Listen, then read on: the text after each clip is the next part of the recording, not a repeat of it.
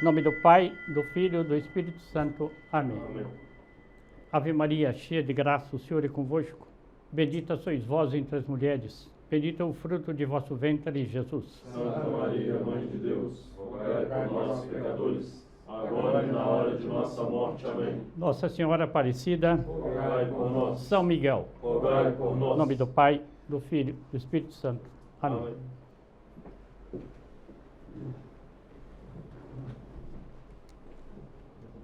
Olha, para os novatos, interrompam a hora que quiserem. A reunião não é uma aula de professor nem de universidade. É para a gente entender o que está sendo conversado. Portanto, se não entender, a conversa não surte efeito. Claro, tem pressuposto que se chama, né? Vai estudar matemática superior, tem que saber somar, dividir, multiplicar, equação de primeiro grau. Aqui também tem pressuposto, mas vamos tentar começar o carro lá atrás. Olha, o tema de hoje é isso aí, falsa direita perante a revolução e a contra-revolução. Revolução e contra-revolução está explicada nesse livro do professor Plínio Corrêa de Oliveira, está acessível na internet gratuitamente. E tem as 20 conferências, reuniões que foram feitas aqui, explicando o livro. Bem, primeira coisa, qual é a relação da religião com esse tema revolução e contra-revolução? Nós somos católicos. Qual é a relação que tem com a igreja? Primeira pergunta está aqui. Tem uma parada a meio caminho, sabe o que é parada a meio caminho, né? Entre a revolução e a contra-revolução. É a mesma pergunta que você pode colocar. Tem uma parada a meio caminho entre a igreja e o inferno? Tem uma parada em meio caminho? Não tem. Não existe. Então, tem uma parada? Não existe parada. Tem gente que acha que se ilude escolhendo uma parada. Mas não existe. Nosso Senhor, o que é que Nosso Senhor disse no Evangelho? Quem não está comigo está contra mim. Bem, então vamos ver aqui direita e esquerda na Sagrada Escritura. A Bíblia. A Bíblia fala de direita e esquerda, não vai falar de PT, não vai falar de comunismo, mas fala de direita e esquerda. Aqui está em 38, então, mais de 40 anos atrás, né? Mais de 80 anos, esse padre Reginald Garrigou Lagrange era um famoso teólogo do século XX, francês.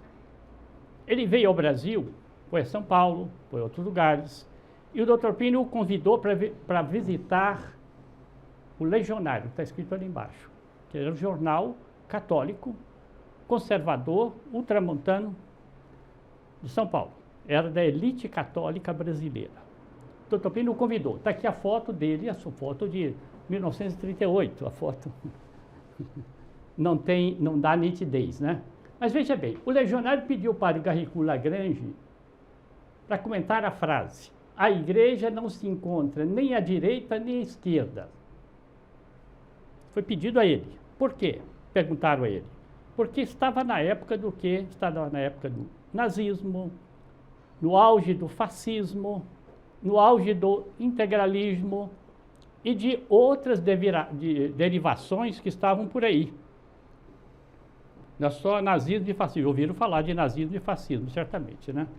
Então, o nazismo e o fascismo se apresentavam como direita. E a esquerda, o que era? Era o comunismo. O comunismo tinha entrado em 17. Isso aqui, portanto, são 21 anos. Não, perdão, 21 anos depois que o comunismo subiu na Rússia. O que ele responde? Ele diz, pessoalmente, sou um homem de direita e não vejo por que o haveria de esconder. Olha, foi perguntado a ele uma questão candente. Todo mundo queria saber, você é a favor do nazismo, a favor do comunismo? Na época que era uma tensão candente. Bem, então continua. Padre Garrigou falando, creio que muitos daqueles que se servem da fórmula citada, que qual é a fórmula? A igreja não está nem à direita nem à esquerda. A igreja está no centro, está ali no centro. Os que se servem dessa fórmula fazem uso dela porque abandonaram a direita para se inclinar à esquerda.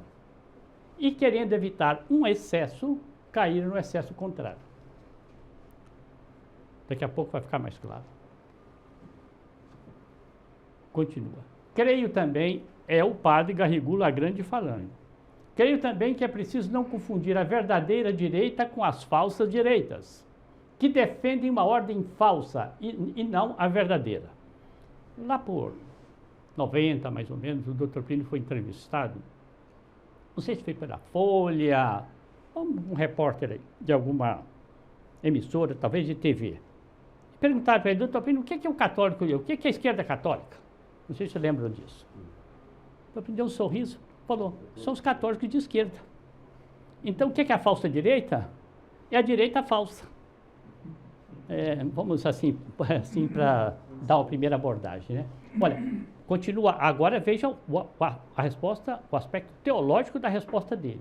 Mas a direita verdadeira, que defende a ordem fundada sobre a justiça, justiça na linguagem do Antigo Testamento, da Igreja, da Sagrada Escritura, significa santidade. Tal fulano, justo, Abel era justo. O justo é o santo. É o santo. Bem, então, a direita verdadeira, que defende a ordem fundada sobre a justiça, parece ser um reflexo do que a Escritura chama a direita de Deus. Quando diz que Cristo está sentado à direita do seu Pai e que os eleitos estarão à direita do Altíssimo. Nós rezamos isso hoje no credo, na missa. Subir aos céus, está sentado à direita de Deus. Não fala que está sentado à esquerda, não. À direita. Então, é isso que o padre Garrigou Lagrange está falando aqui. Deus, Cristo Nosso Senhor, está sentado à direita do Pai. E os eleitos vão se sentar aonde? À direita de Nosso Senhor Jesus Cristo. Então, por isso que eu disse que a Escritura trata de direita e de esquerda. Continua. Aqui do Evangelho, né? Nosso Senhor se referindo a um salmo de Davi. Senta-te à minha mão direita, até que eu ponha os teus inimigos por escabelo dos teus pés. Escabelo é aquele descanso, né? Onde a pessoa, às vezes, está sentada na poltrona, põe ali um descanso para... Nosso Senhor disse isso para os fariseus. Continua. Ainda a Sagrada Escritura. Quando, pois, vier o Filho do Homem na sua majestade, e todos os anjos com ele, então se sentará sobre o trono de sua majestade. E serão todas as gentes congregadas diante dele, e separará uns dos outros. Esse é o juízo final, hein? Uns dos outros. Como o pastor separa as ovelhas dos cabritos. E porá as ovelhas à sua direita e os cabritos à esquerda. Então o rei dirá aos que estiverem à sua direita: Vinde benditos de meu Pai, possui o reino que vos está preparado desde o princípio do mundo. Vai falar isso para quem? Para a direita. Então dirá também aos que estiverem à esquerda: Apartai-vos de mim, malditos, para o fogo eterno, que foi preparado para o demônio e para seus anjos. Então, aqui é um conceito de direita e esquerda mais amplo do que PT de um lado, PL de outro. É mais amplo. É mais amplo. Mas essa esquerda Brasil, ou latino-americana, ou mundial, ela está do lado esquerdo mesmo. Tá certo? Senhor Marcos, e eles estão do lado esquerdo porque defendem posições contrárias à doutrina católica. Perfeitamente, é isso. Defende aborto, defende o divórcio, defende tudo que vai contra a lei de Deus. Por isso que são de esquerda. Por isso que eu disse, o conceito de direita e esquerda aqui é um conceito profundamente religioso. Profundamente religioso. Então, senhor Marcos, os que trabalham contra a cristandade são de esquerda? Sim. Por isso é que são revolucionários. Outra passagem da Sagrada Escritura. O coração do sábio está na sua mão direita e o coração do insensato na sua esquerda. Eclesiastes e tal. O que o padre Mato Soares comenta, né, na Escritura? Está na sua mão direita, ou seja, é reto. Na sua esquerda é injusto. A mãe diz, meu filho faz aquilo, mas faz aquilo direito. Bom, agora vamos, 2 Romanos. Deixamos a Escritura, vamos passar para os erros da falsa direita. Estou repetindo aqui, disse aqui o padre Garrigou Lagrange. Creio também que é preciso não confundir a verdadeira direita com as falsas direitas, que defendem uma ordem falsa e não a verdadeira. A direita verdadeira defende a ordem fundada sobre a justiça. Está aqui o facsímile do jornal, com a visita do padre Garrigou Lagrange e o artigo publicado esse artigo que eu estou me referindo, de 1938. O que seria uma ordem falsa? É o objeto da reunião. Muito bom. Ordem falsa, Estado sotecão. É uma falsa ordem. Nós vamos, é o objeto da reunião. Exatamente, é isso. Vamos chegar lá. Vamos chegar lá. Quer dizer, o objetivo da reunião é exatamente mostrar o que é a ordem falsa e aplicar a nossos dias. Não vamos cair numa ordem falsa. Isso aqui não é só uma reminiscência histórica, não. Tem muito jeito de embarcar em canoa falsa por aí, viu? Tem muito jeito. Canoa esquerda. Hã? Em canoa da esquerda. A ordem falsa seria uma proposta falsa de civilização, como o nazismo? Eu vou tomar o nazismo como o exemplo, usar uma palavra difícil aqui, prototípico, quer dizer, o exemplo primeiro, o tipo primeiro, como exemplo máximo, né, histórico. Bom, tá aí. Olha ali. A palavra do padre Garrigou Lagrange aos leitores do Legionário. Está aqui, ó. Olha a data, 11 de setembro de 38. Esse jornal tinha uma grande cultura. Era uma intelectualidade católica. Olha aqui, nós temos um pré-advogado aqui. É só um parêntesezinho, né? Na época do debate da Constituinte, 33, os discursos na Câmara, todos os discursos, os principais estão reproduzidos no Legionário. Olha, é um grau de cultura, de saber jurídico, mas é impressionante, não tem... É até bom a gente ver um pouquinho para poder comparar com os atuais debates, né? Isso é outro assunto, não vamos entrar lá. Então aqui, estamos entrando dentro da reunião. Qual é a posição dos católicos perante as direitas e esquerdas que se entrechocavam tragicamente no mundo em 30? Sabe o que acontece? 1930 está se repetindo em 2010, 2013, 2017, 2023, nós vamos ver que tem muita semelhança. Ou seja, direita, esquerda, falsa direita, tem muita aplicação agora. Não é uma reminiscência histórica aqui, só. Então, o padre Garrigou Lagrange estava a par das manobras deploráveis tendentes a pôr os católicos, ainda que inconscientemente, a serviço dos interesses compatíveis com a obra demolidora e satânica do comunismo. Isso aqui, ou seja, havia então, 1930, 1920, 1930, uma obra junto aos católicos, para levar os católicos a apoiar a esquerda. Essa manobra é a manobra da falsa direita. Falsa direita tem uma componente religiosa, tem uma componente político-social, ideológica. correntes que se instituam de direitas. Tem que pensar a direita naquela época que ele está escrevendo lá, 38. Nazismo, fascismo, mas que na realidade, como habilmente acentua sua reverendíssima, Padre Garrigou, não são senão pseudo-direitas, que por trás de uma atitude aparentemente construtiva, professam e praticam um socialismo de Estado. Então, aqui está a primeira característica da falsa direita. Ela, o que ela prega? Ela é totalitária, ela prega o socialismo de Estado. Veja, por exemplo, o Bolsonaro, ex-presidente do Brasil. Ele declarou isso, ele quando era militar, ele aprende no Exército que tem que ter o quê? Tem que ter estatização. Só que ele disse, depois eu vi que esse ensinamento que me deram está errado. Estatização, o que é?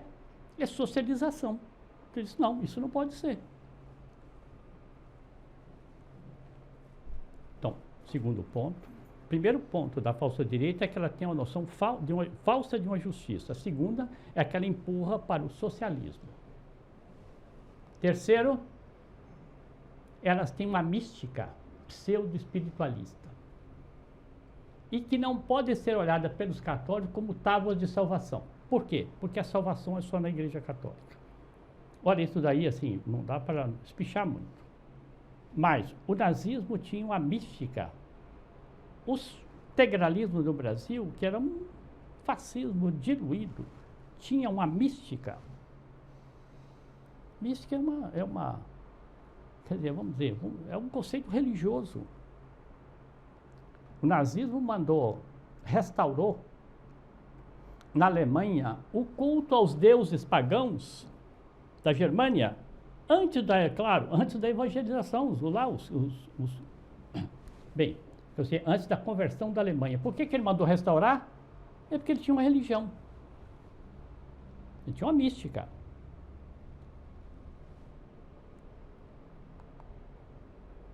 Minha pergunta, o integralismo foi uma falsa direita? Nazismo, fascismo, no Brasil, a diluição homeopática chamava-se integralismo. Vou ler. Isso aqui é tirado do artigo do Dr. Plínio no Legionário, na época. No Brasil, desde 1933, tinha começado a desenvolver-se um movimento integralista, fundado por Plínio Salgado, com seus camisas verdes, que imitavam as milícias do fascismo europeu. Eles também tinham lá o uniforme. O nazismo também tinha. As camisas pardas, no Brasil a camisa verde.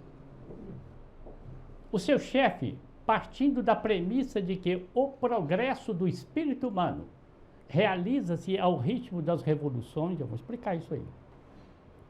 Então, partindo da premissa de que o progresso do espírito humano realiza-se ao ritmo das revoluções, definia a sua concepção como revolução integral e propunha uma reorganização do Estado do Brasil, baseada no modelo de um Estado sindical socialista semelhante ao de Mussolini.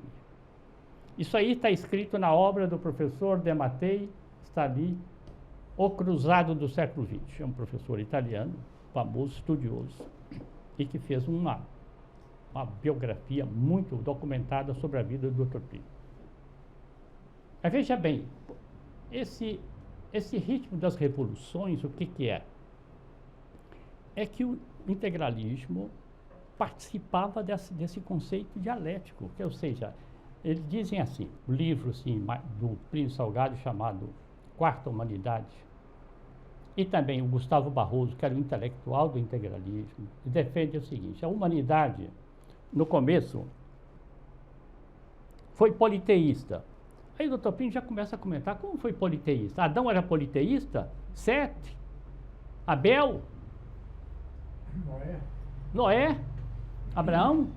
Bom, mas lá para trás, os patriarcas, né? Bom, até Abraão também é um patriarca. Então, não foi, mas o Plínio Salgado, no livro dele, defende, ela começou politeísta. Depois, com Nosso Senhor Jesus Cristo, ela passou a ser monoteísta. Depois, com o comunismo, ela passou a ser ateísta. E a quarta humanidade, que o integralismo queria instaurar, ele disse, é uma soma de tudo. Agora você põe monoteísmo, politeísmo, ateísmo, bate no liquidificador e vai sair a quarta humanidade que ele estava querendo. Por isso que o Dr. Plínio mostra que a doutrina do integralismo era muito confusa. Então já vou fazer a distinção aqui. Integralismo tem... O senhor Plínio fala que a doutrina do integralismo era muito o quê? Confusa. Isso é importante. Integralismo, como qualquer corrente, tem os... Então, vamos imaginar um triângulo bem, digamos, bem acentuado, né? Tem uma cúpula, tem os pensadores. O próprio comunismo tem os seus pensadores. Aquilo, de medida que vai descendo para a base, então, que medida que essa base pactua ou entende o que está lá em cima? Então, tá vendo, eu não estou fazendo aqui uma censura às pessoas que aderiram ao integralismo, não é isso. É a doutrina que os líderes tinham e que as bases integralistas não conheciam. Verdadeiramente não conheciam. Então, diga lá. Eu ia dizer que a máfia, os caluniadores, dizem que o Dr. Plínio era integralista. Cai por terra totalmente essa afirmação, porque o Dr. Plínio queria uma ordem católica. Né? Não era não. Historicamente, o Dr. Plínio conta nas memórias, aí o professor Dematei deve contar também, teve alguns encontros com o Plínio Salgado. O Salgado era pelo menos 10 anos, pelo menos mais do que ele. Em São Paulo, por quê? Porque tinha um representante do Banco Italiano, uma família boa de São Paulo, e ele era muito interessado em favorecer o fascismo no Brasil. Bem, e tinha por relações de família, com a família do Dr. Plínio, então convidou o Dr. Plínio umas 2 vezes, para conhecer o Plínio Salgado e tentar fazer a ponte. O Dr. Plínio já era um líder aí nessa época. Já tinha sido deputado federal, mais votado do Brasil. Bem, então o Dr. Plínio perguntou, me responda, o seu movimento é católico? Ele disse, meu movimento é cristão. O Dr. Plínio falou, não serve. Porque o integralismo era interconfessional. E o Dr. Plínio quer um movimento que restaure a civilização católica. Vamos ver aqui na frente. Então, a concepção dele é que é uma evolução, a história é uma evolução. O Hegel, né? Esses teóricos todos aí, nos quais o marxismo se apoia, também são isso, são a favor de uma evolução. A humanidade está evoluindo. Eu achei interessante quando subiu o governo Bolsonaro, um ou outro dos ministros do Supremo, não é? Disse assim, bom, mas não pode ser um retrocesso. E eu fiquei perguntando, que história é essa de retrocesso? Por que não pode ser um retrocesso? Uma pessoa pecou, ajoelhou diante do padre, pediu perdão, ele teve retrocesso? Ele fez um retrocesso, ele voltou atrás. São Pedro, quando pediu perdão ao Nosso Senhor, o que ele fez? Ele fez um retrocesso ou não fez? Então, voltar atrás, a gente volta, sim. Por que não pode voltar atrás? É porque esse ministro, concretamente, tinha uma concepção evolucionista da história. Nós estamos caminhando para uma... Então, não pode ter retrocesso.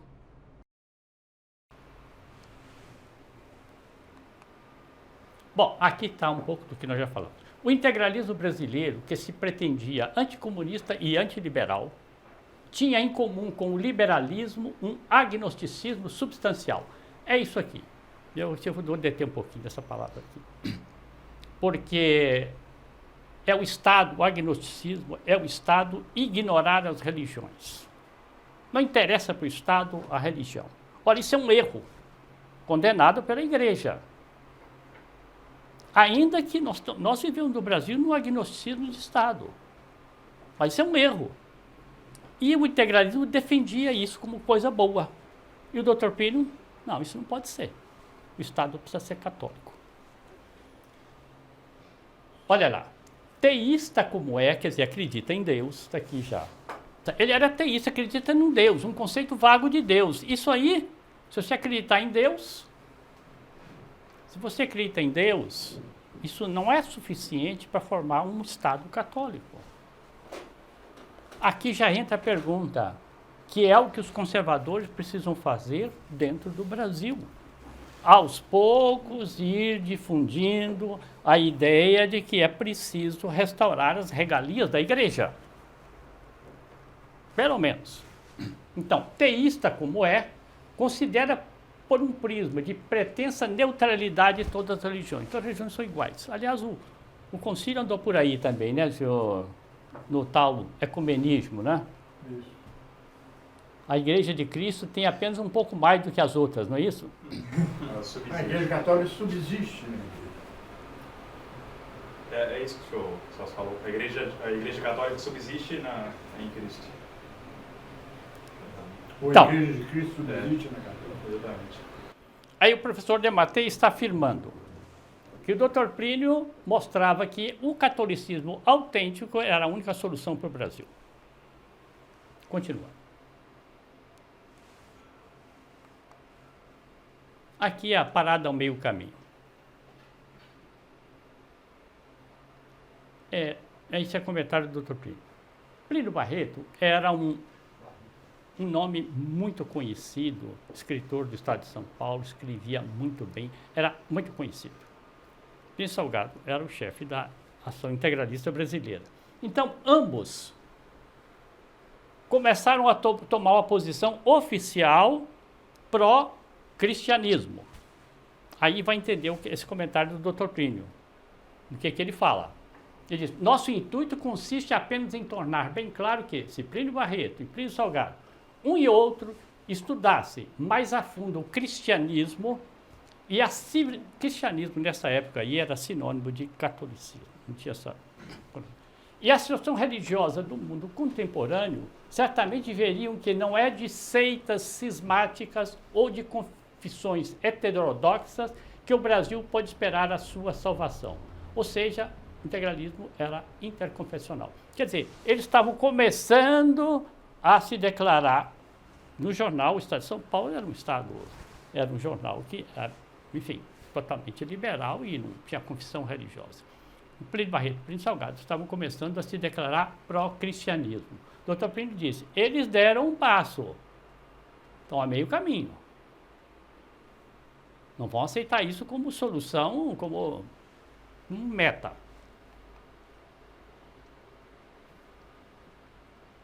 Ó, que é uma afirmação de catolicidade. Rompendo com um erro, que é o agnosticismo de Estado, que eu falei, o Estado não tem religião, que é o indiferentismo religioso, que é o ateísmo, é preciso que a ruptura seja total. A salvação que os dois ilustres escritores, então, Plínio Barreto e Plínio Salgado, esperam para o Brasil, não lhe pode vir senão da Igreja Católica, que é a única expressão autêntica da doutrina cristã. Então, vocês falam de cristianismo? O cristianismo está no catolicismo. A civilização ocidental é filha da Igreja e só na Igreja e com a Igreja e pela Igreja há de se salvar. Então, isso tem a posição oficial do Dr. Plínio, escrita, publicada, e mostrando já o integralismo querendo oferecer um meio caminho. Fascismo e nazismo, então, já estavam... Tem um artigo que ele fala, fascismo, nazismo e comunismo, farinhas do mesmo saco. Acabou a reunião, a próxima reunião para eu fazer isso. O fascismo e nazismo não eram anticomunistas. Sobretudo o nazismo, então, que era pico das falsas direitas, não era anticomunista. A doutrina dele tinha uma mística que não era católica, a mística dos deuses pagãos. Eles eram estatolatras, eles eram de partido único. E eles queriam que obrigar ali uma forma ao cidadão. Pega uma parada nazista, uma parada fascista, uma parada dos integralistas no Brasil, você olha, parecida com a parada que dizem que o Xi Jinping faz lá. Porque aquele, eu não sei, eu acho aquelas fotos aí mais parecem montagem de digital, que é tudo. Mas você olhar, tudo forminha, entendeu? Isso não é certo. Tanto eles eram iguais que eles começaram a guerra, o comunismo, o Stalin e o Hitler, com o famoso acordo Ribbentrop-Molotov. Tá bom, seu Celso. Próxima reunião. Vai ser a próxima? Isso é um histórico isso aí, né? Isso aí é o maior desmentido que teve que o nazismo é contra o comunismo. Foi o pacto oficial que fizeram, foi 39, né? Foi 39, acho que foi 39. Oficial. Entre a Rússia e... a Rússia não, é o URSS, União Soviética. Nazismo. Até o Dr. Plínio. O nazismo tinha propaganda anti-Comintern, né? Aí fizeram o pacto do histórico. Sabe o que acontece? É que a gente pesquisa na internet, vocês podem pesquisar. Quem é no mundo que previu que o nazismo ia se aliar ao comunismo? Pode pesquisar. Inclusive, os campos de concentração nazistas foram projetados e ensinados pelos russos. Que já usavam isso lá na Sibéria. Eram irmãos siameses, eram irmãos gêmeos. Mas foi o Dr. Plínio Corrêa de Oliveira, no jornal Legionário, foi o primeiro que previu, e previu no próprio ano 39, alguns meses antes. Assim, as coisas estão caminhando de uma certa maneira, que esse ano nós ainda veremos, eu acho que ele fala esse ano, a fusão do nazismo com o comunismo. Aí foi aquele estronto. E Dr. Plínio publicou no Legionário, né? O pacto é uma confirmação sensacional de nossas previsões. Mas é real. Olha aqui. Vocês são novos. Mas era para jornais como Estado de São Paulo, Globo, TV Globo, ter entrevistado o Dr. Plínio, pelo menos em vida dele. Dr. Plínio, como é que é isso? O senhor? Mas olha, isso aí, eu vou repetir, ninguém previu isso no mundo.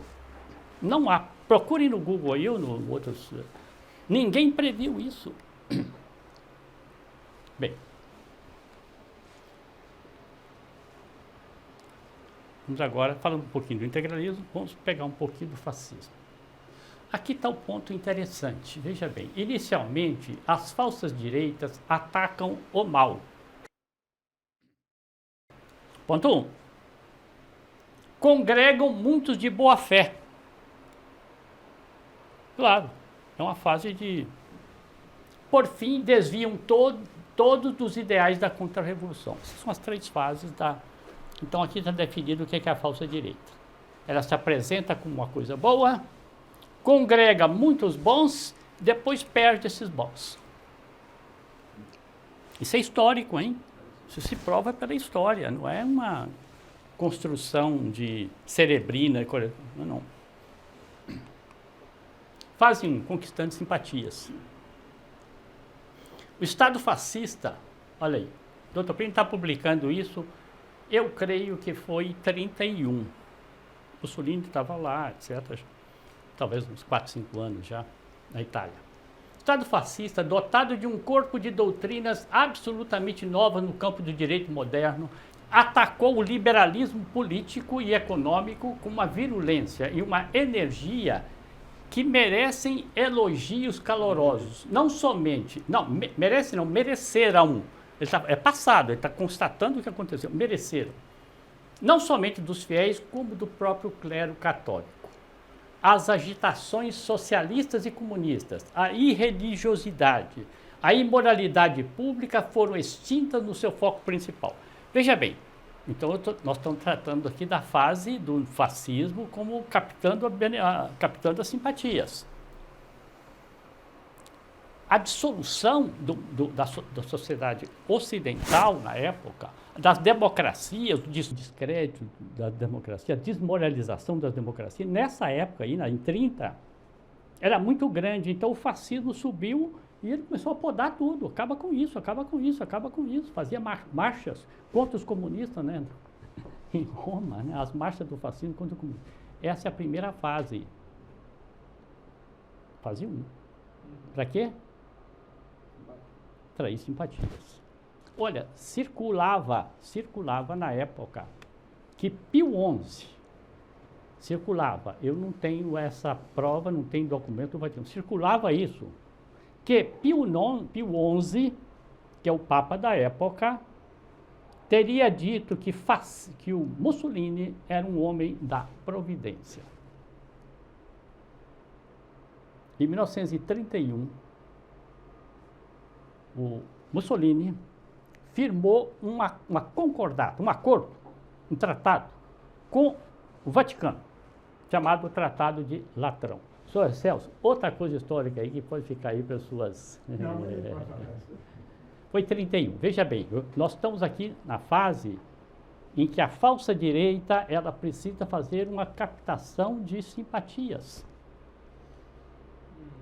Depois ela vai encaminhar essas simpatias para onde ela quer captar. Então ela fez um acordo em 31 com o Vaticano. 2 palavras só.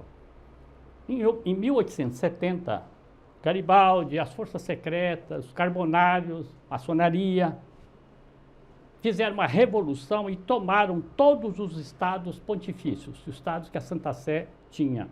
Santa Sé tinha propriedade, grande propriedade. Não sei que parte da Itália, mas eram muitos estados, né? Pertenciam a Santa Sé. Então fizeram essa revolução, o Papa teve que sair de Roma depois, bem, por causa disso, porque não ia ser preso, né? E aí o Papa, que era um Papa santo, que é o Papa Pio IX, se considerou prisioneiro. Quando ele pôde voltar, ele disse, eu sou um prisioneiro no Vaticano. Eu não reconheço que há perda desses estados. Prisioneiro. Então, isso aqui, estou falando de 70, 71, não sei quando ele voltou. Mas 70 quando ele perdeu os estados pontifícios. Quando chega a 31, era outro Papa, é o Pio XI. Já tinha tido Leão XIII, São Pio X, Bento XV, Pio XI. Pio XI firmou um acordo com quem? Com Mussolini. E Mussolini disse, não, o Estado do Vaticano passa a ser um Estado oficial. Pio XI aceitou. Aceitou a perda dos estados todos.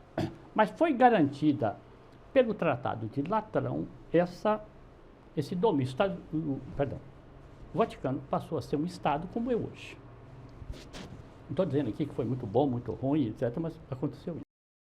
Então, esse Tratado de Latrão, o que é que foi para Mussolini? Vitória. Não estou dizendo que o Papa errou, essa é outra questão histórica, mas concretamente foi um trunfo político para quê? Conquistando as simpatias. Ele estava se beneficiando mais. Estava jogando água para o moinho dele. Estamos na fase 1, né? Das falsas direitas. Mussolini restaurou, de certa forma, as antigas corporações tão desejadas e apregoadas pelo imortal pontífice Pio Leão XIII. E para coroar esse conjunto de sábias providências e reformas, olha bem, o Dr. Plínio está elogiando aqui, não está elogiando o fascismo, não, está elogiando a atitude concreta dele. Sábias providências e reformas, realizou ele a aliança com o Vaticano, Tratado de Latrão, que eu acabei de falar, né? Que veio colocar no ápice da organização social italiana a Igreja Católica, que voltou a informar. Informar aí é dar forma, é isso. Com seus santos e eternos princípios, toda a vida de família, as escolas, a instrução e a própria vida pública da Itália. Então, eu disse, o Tratado de Latrão teve realmente muitos benefícios. O Papa pôde ter anúncios, receber embaixadores, então, as relações internacionais. O Vaticano passou a ser considerado uma nação autônoma da Itália. Quais são as antigas corporações aí? O doutor Plínio tem 1 ou 2 artigos, é corporações de ofício, viu? É alguma coisa que ele começou a ensaiar nessa linha. E depois também já foi... Isso aqui é o começo, ele está falando aqui do Mussolini, 29, 30, certo? O doutor Plínio está ressaltando aqui a fase na qual o fascismo procurou angariar simpatias. Antes dele colocar as garras para fora. Aí depois vem a outra coisa, que puxou assim, né? Não vai demorar não, hein? Fase 2. Guerra contra a igreja. Sentindo-se forte, ele abre a guerra. O que é essa guerra? Aqui é o professor Damatei que está falando. Se em 29 Pio XI assinara com Mussolini o Tratado de Latrão, coincide que não abbiamo bisogno, né? De 31, o Papa criticava abertamente o quê? Olha lá. As tendências totalitárias do regime e declarava ilícito o juramento de fidelidade ao Duce é o condutor, ou seja, ao Mussolini, e à Revolução Fascista. Isso aqui foi 2 anos depois da assinatura do tratado. Bom, o Damatei conclui que as críticas do Dr. Plínio estavam na linha das críticas que o Papa Pio XI começou a fazer. Quando a hipertrofia, o inchaço, cada vez mais intolerável do Estado italiano, então Mussolini, quis invadir a esfera da ação da Igreja, Mussolini encontrou a barralho o caminho a figura austera e majestosa de Pio XI. O Dr. Plínio está elogiando o Papa Pio XI aí, que ele enfrentou. Ele publicou essa encíclica, enfrentou. Quem estuda lealmente a situação italiana não pode deixar de dar inteira razão ao Papa. A Igreja, olha, veja, tem o direito inalienável de doutrinar a respeito de fé e moral, de modo absoluto e soberano.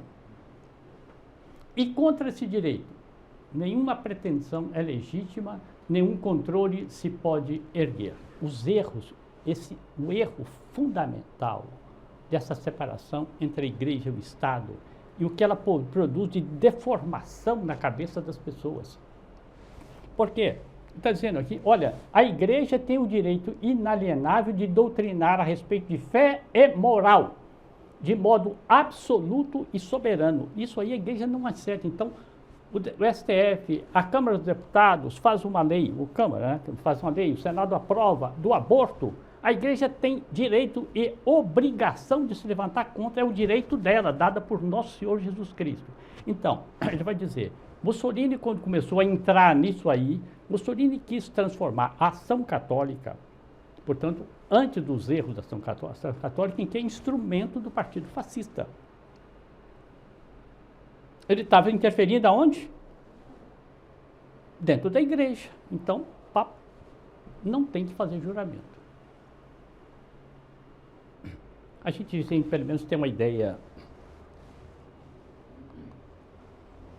Olha aqui, Dr. Plínio comentando, no Legionário. Efetivamente, o que seria da doutrina de Deus, quer dizer, Nosso Senhor Jesus Cristo, se sua pregação ficasse sujeita aos caprichos de chefes de Estado? Portanto, a pregação da fé e da moral pertence exclusivamente à Igreja. Consequentemente, os limites dessa pregação podem ser traçados, só pela Igreja podem ser traçados. O Estado não pode intervir nisso. Os bispos aceitam. Aí, não, o Estado aprovou o aborto, então, mas não pode. Vemos, portanto, quanto é descabida a pretensão fascista de impor à mocidade uma educação acatólica, seria anticatólica, né? E, portanto, anticatólica. Exorbita, extravasa da função da esfera de um governo, imiscuindo-se em assuntos de ordem meramente espiritual. Em segundo lugar, insulta sentimentos profundamente enraigados no coração da catolicismo itálico. O Dr. Plínio está mostrando aí, então, Mussolini mostrou as garras. Portanto, o Estado laico, ele não é neutro, e sim anticatólico. É isso. Mas todo mundo hoje aceita o Estado laico como uma... Está tudo bebendo esse copo de água aqui. Um dogma. Hein? Um dogma. Dogma. Exatamente, como um dogma. Dogma democrático. Não é só aceita, não. Os próprios eclesiásticos hoje aceitam o Estado laico como um... Olha, o Papa Bento XVI, quando esteve em Portugal como Papa, ele fez o elogio laicismo positivo. Então tem um laicismo positivo. Está na lei, Ah, né? discurso da ONU. Isso aqui está na lei. Foi, não sei.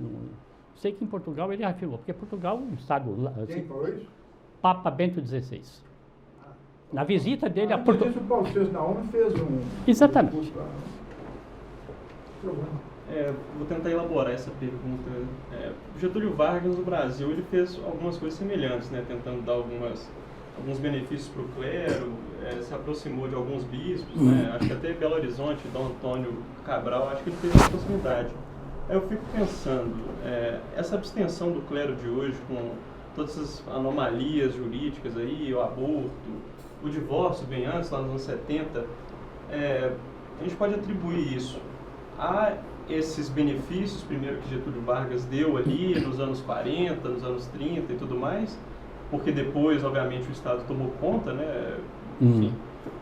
Ou a gente pode atribuir isso exatamente só à crise da igreja mesmo, os anos que vieram depois, tudo isso. Essa abstenção, essa isenção do clero em opinar nessas coisas de hoje. E o senhor falou sobre os limites traçados pelo Estado na pregação da fé católica, e isso podemos ver claramente quando se fala em aborto, né? As pessoas falam para tirar a parte religiosa.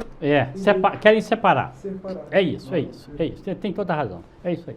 Bem, mas veja só, eu acho o seguinte, Eduardo, que seria muito interessante uma conversa sobre isso daí. A principal culpa, evidentemente, vem da igreja. Porque esses benefícios que o Getúlio Vargas, você está dizendo que ele concedeu, foram arrancados ali à força pela bancada católica, na Constituinte. Arrancados à força, ele não chegou e ofereceu absolutamente. Então, ali foi, historicamente, é uma omissão cada vez maior. Getúlio Vargas copiou muito o Mussolini. Sim. Inclusive a CLT é Mussolini. É a carta do Laguna, né? A reunião, o senhor Paulo Henrique tratou um pouco disso, né, quando tratou aqui de ditadura, umas 2 ou 3 reuniões já. A coisa assim, só para dar uma coisa rápida, né? O Getúlio, em 37, ele estabeleceu um Estado fascista no Brasil. A Constituição, inclusive escrita pelo Francisco Campos, né, que era de Mineiro, ministro da Justiça, bem, a lápis, para poder ir corrigindo, né, as coisas. E começou a implantar no Brasil um sistema fascista de educação da juventude. Eu tenho vários artigos no Legionário muito interessantes sobre isso. O Dr. Plínio vai mostrando o Estado brasileiro. Olha, nós estávamos numa ditadura. Getúlio foi ditador mesmo, né? Então, mas o Dr. Plínio ia mostrando, entendeu, assim, como é que é. Olha só, a educação pertence à igreja. Como é que o Estado brasileiro quer arrogar assim o direito único? São artigos bem interessantes. Então, eu vou repetir. O que houve aí foi uma moleza do clero e continua até hoje pactuando com as conquistas da Revolução, né? Mas isso, olha, tem muita matéria interessante Acho isso que é daí. muito abstrato. Eu vou repetir. Por exemplo, a Constituinte, né? A Constituição de 34 saiu por pressão de São Paulo em cima da ditadura de Getúlio. Só que a esquerda tinha armado a coisa de uma maneira que ela queria fazer uma Constituição de esquerda. Isso está afirmado em todos os legionários, os debates que foram feitos, que ele é de esquerda. Acontece que a bancada católica foi muito grande, muito aguerrida. Então não deu para empurrar para lá. Sabe o que o Getúlio fez? Foi 34, foi aprovada no dia 16 de julho de 34, festa de Nossa Senhora do Carmo. ela dependia também das constituintes estaduais, que foram as eleições de 35. Aquilo foi assim, em 37 acabou com essa Constituição, morreu tudo. Esse é o Getúlio, quer dizer, o que ele fez para a igreja? Ele cortou tudo e fez outra Constituição.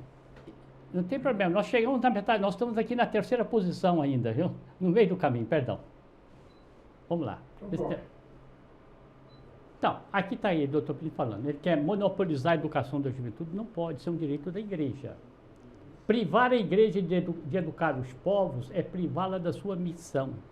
Olha, aí ele está, doutor Plínio está falando aqui em 30 e pouco, 31, 32, ele está tentando, vamos dizer assim, desenterrar na cabeça dos católicos, expurgar essa ideia errada de separação de igreja e Estado e revivecer os direitos da igreja.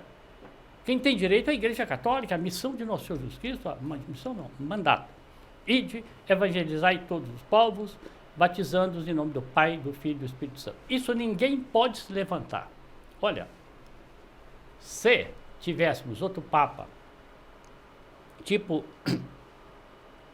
Urbano II, convocou a cruzada, convocaria uma cruzada para que a Igreja Católica tivesse liberdade em Cuba, na China, na Coreia, na Nicarágua, em qualquer lugar desse aí.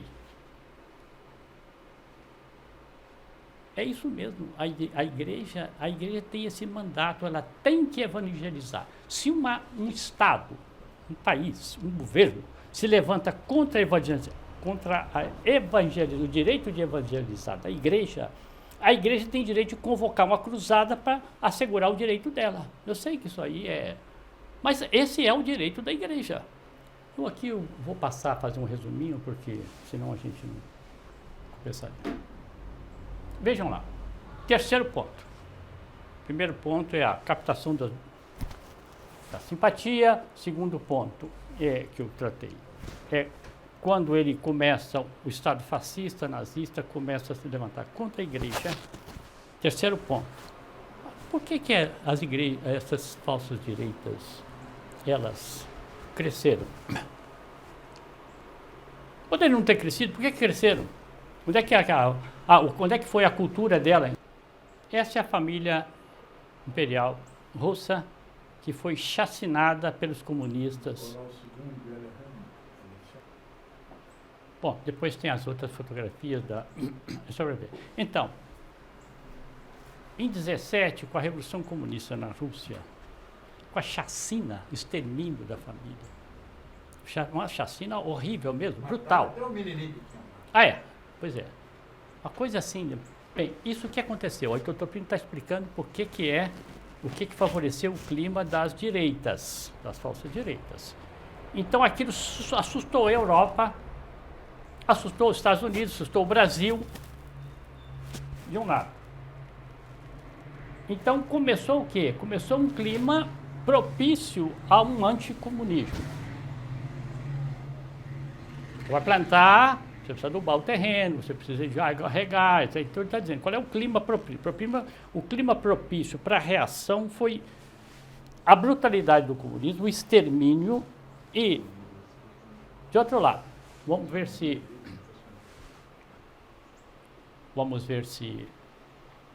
eu consigo explicar. E podemos voltar. Isso, aí já está. Aí já estão eles, a mesma, tá vendo? São membros da família já no cativeiro. É isso. Veja. Isso aí, feito pelos bolcheviques. Tem mais uma? Talvez tivesse a última aí da... Não, tem, então não, talvez eu não tenha. Que é o fuzilamento deles. Então... isso aí é uma... Enfim, talvez deve ser uma pintura, né? Sei lá, uma imaginação, etc. Entendeu? Mas foi uma coisa brutal, não sobrou nada. E depois parece... Como é que é a mesma coisa, seu Celso? Depois mandou queimar. Jogaram no carro. Queimaram corpos. Bem, então, veja bem, o doutor Plínio está dizendo o seguinte, essa brutalidade, ela despertou uma reação boa. Segundo ponto. Podemos voltar para o... Segundo ponto. É que havia um renascimento católico em todo o Ocidente. Muitos espíritos percebiam, espíritos aí são pessoas, né? Percebiam por fim para que abismo caminhava o mundo com a questão do comunismo. E quais os guias que o levavam para o abismo? Como escreveu Pio XI, um sopro universal do Espírito Santo orientava para a igreja os espíritos transviados. Em plena hecatombe da civilização cristã, a Igreja de Deus começava a florir novamente, produzindo rebentos, aqueles brotos que atestavam iniludivelmente essa eterna pujança. Não vou passar os slides, mas o que ele... Melhor a gente resumir aqui em palavras. Quer dizer o quê? O pontificado de Pio IX já teve um grande renascimento católico de reação contra a Revolução Francesa. Quando chegou no pontificado de São Pio X, foi até 14, esse renascimento foi indo e aquilo cresceu. Então, veja bem, a falsa direita aproveitou duas coisas. Primeiro, o comunismo, os horrores do comunismo, que estavam chocando muita gente. Depois, havia também um renascimento bom. As duas coisas. E era preciso o quê? Era que preciso surgisse uma direita falsa que capitaneasse a reação anticomunista e também iludisse os católicos. Consegui explicar? Dr. Plínio dizendo, o movimento católico organizava-se em toda a Europa. Legiões de moços, desgostosos do curso das coisas, ou seja, do caminhar. Como hoje é desgostoso quando vê ideologia de gênero, aborto, banheiro, trânsito, não sei o que e tal, PT, invasão, roubo, um descontentamento muito grande. Por isso que eu disse que está uma analogia de situações. Quase 100 anos depois, nós estamos em situações muito semelhantes. Para dizer o quê? Também pode surgir uma falsa direita, tanto religiosa quanto política. A falsa direita só surge quando há uma grande reação na população. Não planta no deserto, não. Não investe no deserto, a falsa direita não investe no deserto. Olha, ele vai contar, havia um partido católico que governava a Alemanha.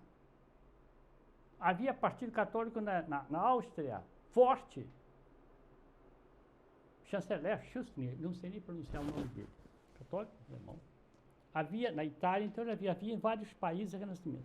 E no Brasil, o renascimento católico era muito forte, mas muito forte mesmo.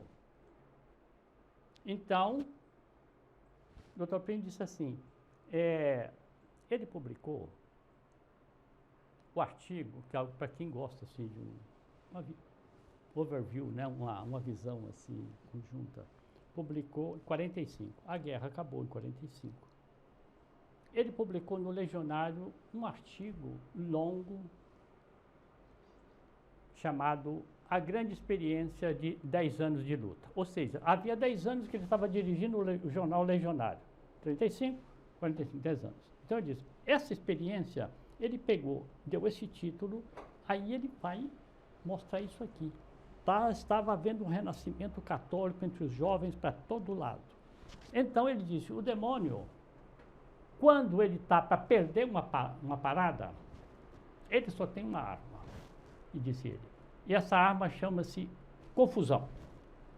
Ora, as direitas falsas vieram para estabelecer a confusão. Então, o pessoal estava assustado com o comunismo, o pessoal estava sendo trabalhado por uma graça e, sobretudo, a mocidade. E no Brasil, essa mocidade era capitaneada pelas congregações marianas, que era uma potência real. Aí que está o que o senhor falou.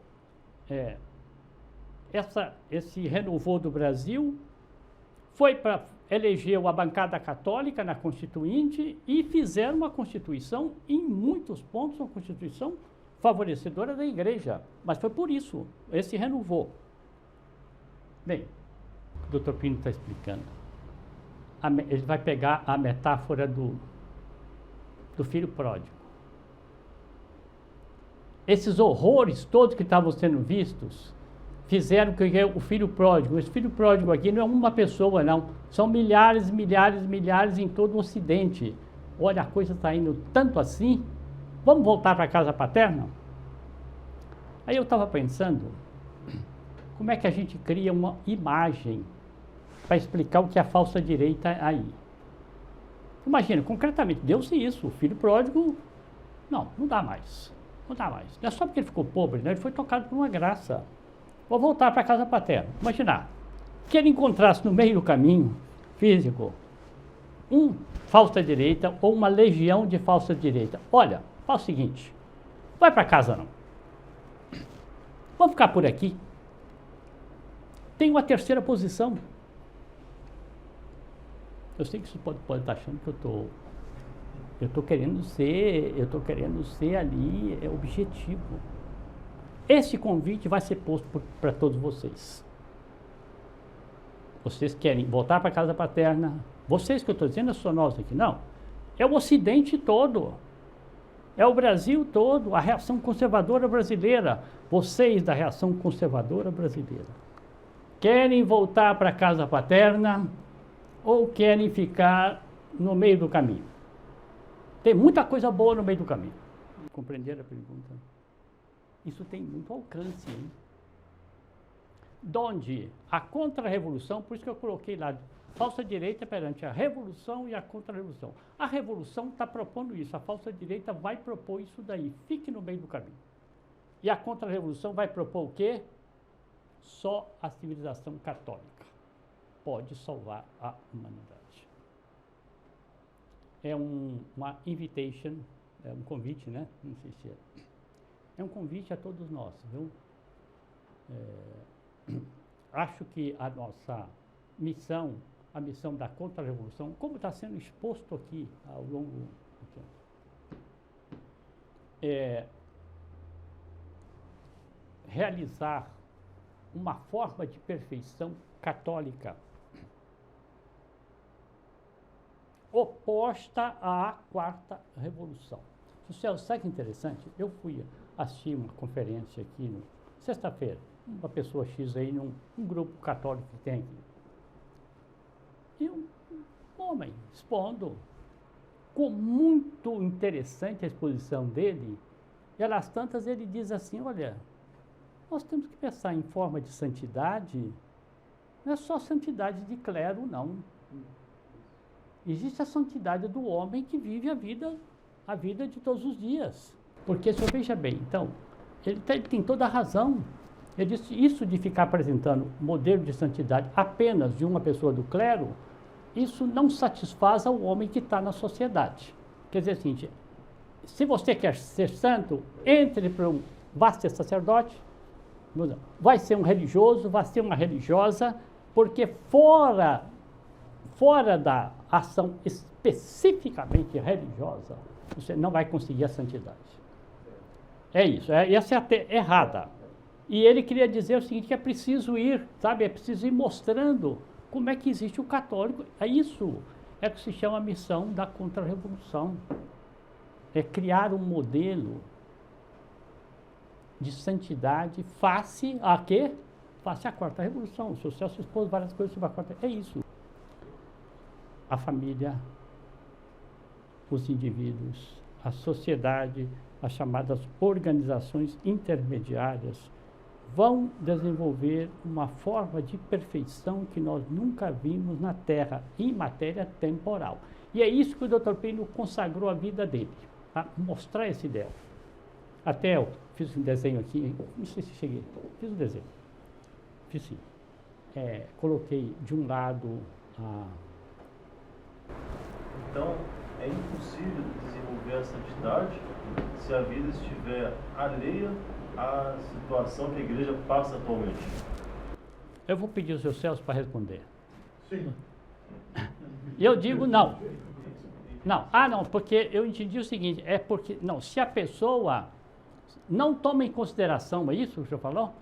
Não, se a pessoa tiver a vida alheia à situação, à crise que a igreja passa atualmente, não tem santidade. É ignorar que se chama, não é? Ignorar.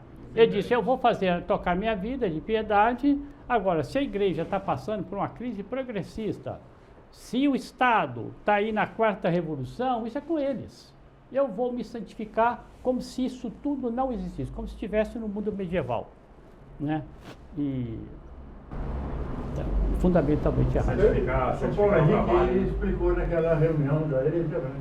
E nós recebemos a verdadeira fé, né? E nosso Senhor certamente vai cobrar de nós, talvez, de uma oportunidade que nós já sabíamos que poderíamos fazer alguma coisa para melhorar, mas não fazemos, às vezes, por preguiça ou por meramente pensar em nós mesmos. Comodidade. É isso não. A contra-revolução, como está definida nesse livro que está aqui, aí eu expresso melhor meu pensamento. Ela é um farol. Aqui está uma indicação concreta do que é a luta pela igreja e pela civilização hoje.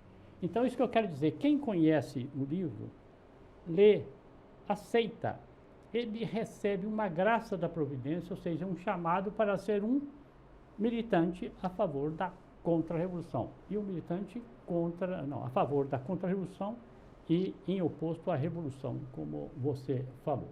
Não é que nós somos melhores que todo mundo, não. Realmente. Não.